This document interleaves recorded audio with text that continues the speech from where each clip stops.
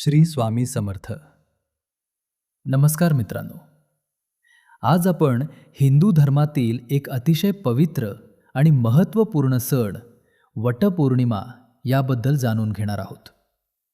2026 मध्ये वटपौर्णिमा 29 जून सोमवार रोजी साजरी केली जाणार आहे.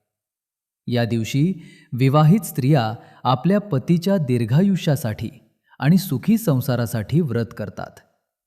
चला तर मग जाणून घेऊया वटपौर्णिमेचा इतिहास, महत्त्व आणि पूजाविधी. वटपौर्णिमा म्हणजे काय? ज्येष्ठ महिन्यातील पौर्णिमेला वटपौर्णिमा साजरी केली जाते. वट म्हणजे वडाचे झाड.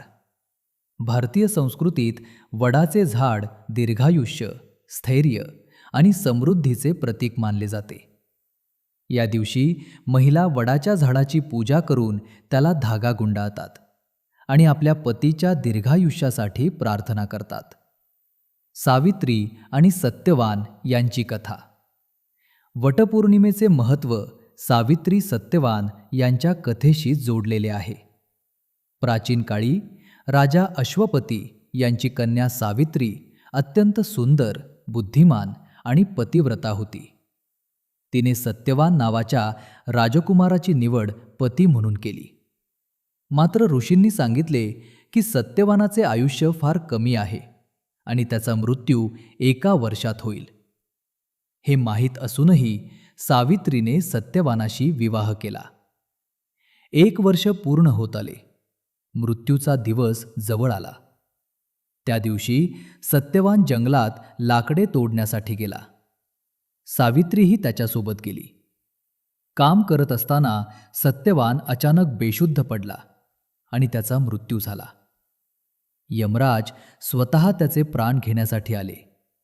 सावित्री यमराजांच्या मागे जाऊ लागली. तिची निष्ठा, बुद्धिमत्ता आणि पतीवरील प्रेम पाहून यमराज प्रसन्न झाले. त्यांनी सावित्रीला अनेक वर मागण्यास सांगितले. सावित्रीने आपल्या सासू सासऱ्यांचे राज्य, त्यांच्या डोळ्यांचे तेज आणि इतर वरदान मागितले. शेवटी तिने मला 100 पुत्र होवोत असा वर मागितला. तेव्हा यमराजांना लक्षात आले की पतीशिवाय हे शक्य नाही. सावित्रीच्या बुद्धिमत्तेने आणि पतिव्रतेने प्रभावित होऊन यमराजांनी सत्यवानाचे प्राण परत केले. अशा प्रकारे सावित्रीने आपल्या पतीला मृत्यूच्या दाढेतून परत आणले. वटपौर्णिमेचे धार्मिक महत्त्व. वटपौर्णिमा हा केवळ व्रत नसून श्रद्धा, समर्पण आणि निष्ठेचे प्रतीक आहे.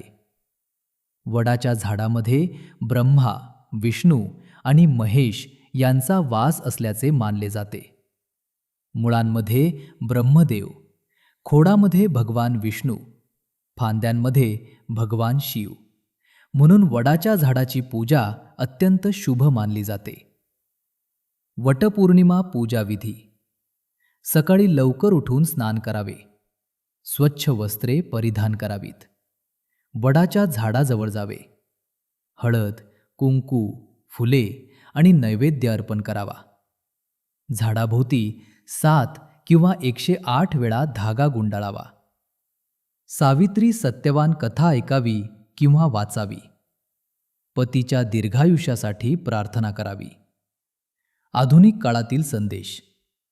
आजच्या काळात वटपौर्णिमा केवळ परंपरा नाही, तर नात्यातील विश्वास, प्रेम आणि परस्पर आदराचे प्रतीक आहे. सुखी संसारासाठी पती पत्नी दोघांचाही समान सहभाग महत्त्वाचा असतो.